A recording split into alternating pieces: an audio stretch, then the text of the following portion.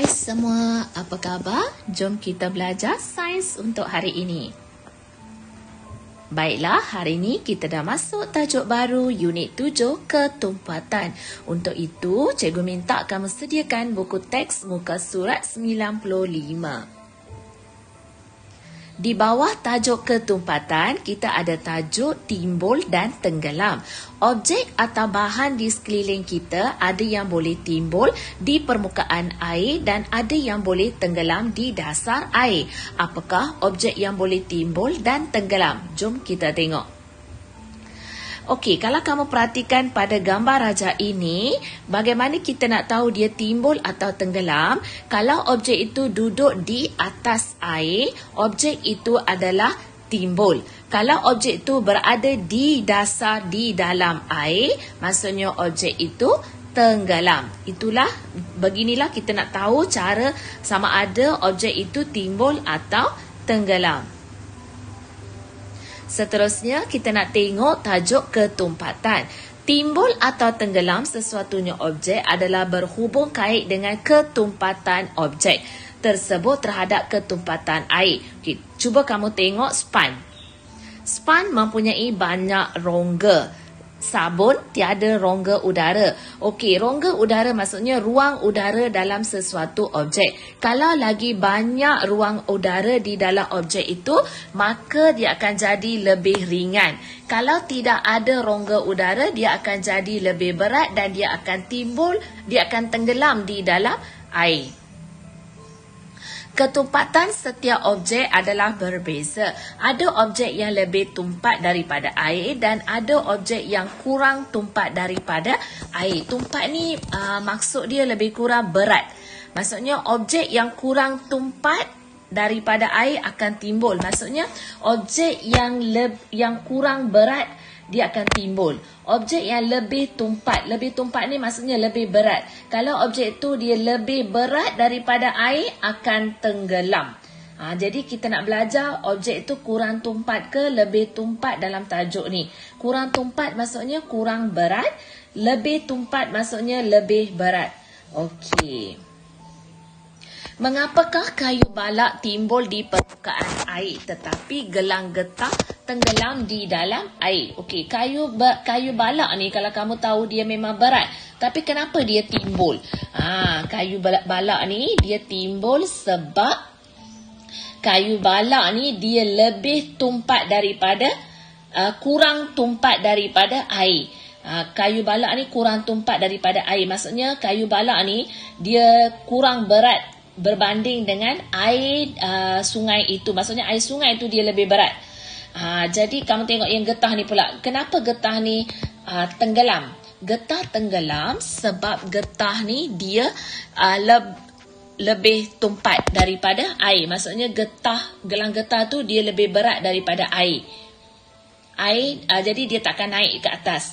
Kalau dia kurang tumpat, barulah dia akan timbul. Kalau dia lebih tumpat, dia akan tenggelam. So di sini kalau kamu tengok contoh lain ialah seperti kapal di laut. Kenapa kapal tu yang seberat-berat kapal tu dia timbul di atas air? Sebab kapal tu dia kurang tumpat daripada air. Maksudnya air tu yang lebih tumpat. Jadi yang tu ditentukan oleh mana yang lebih tumpat. Timbul tenggelam ni ditentukan oleh mana yang lebih tumpat. So, sekarang kita nak tengok kajian di sini. Air menjadi lebih tumpat.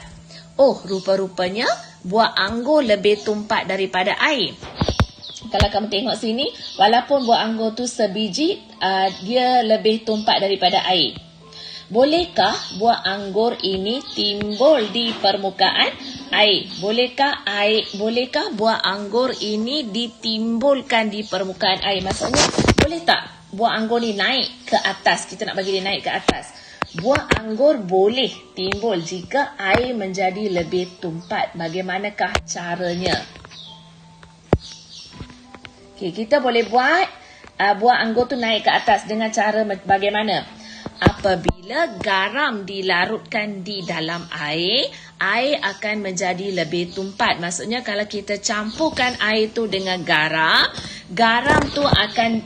air tu akan jadi lebih berat. Jadi bila air tu jadi lebih berat, buah akan jadi ringan dan buah akan naik ke atas. Oleh itu buah anggur yang asalnya tenggelam boleh ditimbulkan. Maka air boleh menjadi lebih tumpat apabila garam ditambah. Apakah yang akan berlaku jika gula ditambah ke dalam air? Cuba kamu lakukan penyiasatan ini.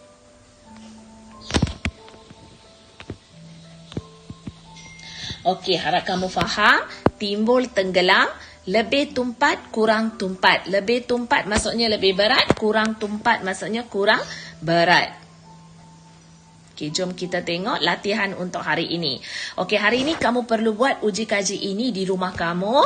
Ambil gambar dan hantar kepada saya. Okey, apakah alat yang diperlukan? Bika, pisau, 200 ml air, gula, spatula dan lobak merah. Okey, yang ini alat yang diperlukan kalau kita buat eksperimen ini di dalam bilik sains. Tapi sekarang kamu ada di rumah, jadi bikar ini tukar kepada gelas kaca ataupun gelas yang kamu boleh nampak daripada luar, gelas Luxina. Okey, pisau, 200 ml air, lepas tu gula. Spatula ni kamu tukar dengan sudu. Okey, sudu yang kecil, sudu kecil. Lepas tu lobak merah. Okey, cara buat dia, potong dan ukir lobak merah menjadi bentuk ikan. Hati-hati guna pisau. Kalau tak berani, minta ibu bapa kamu tolong.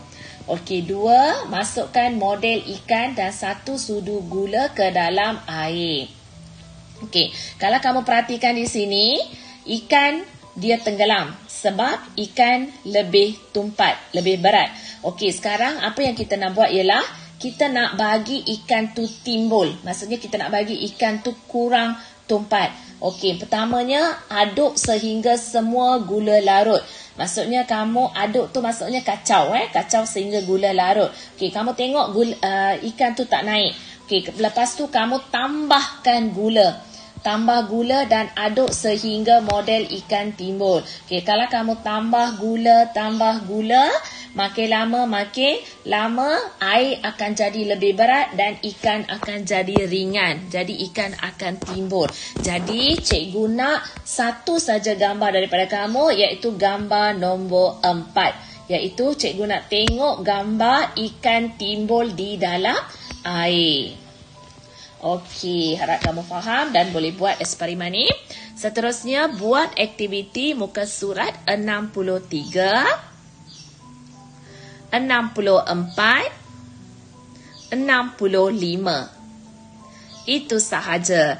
Jadi, apa yang perlu kamu hantar kepada saya? Latihan buku aktiviti muka surat 63, 64 dan 65.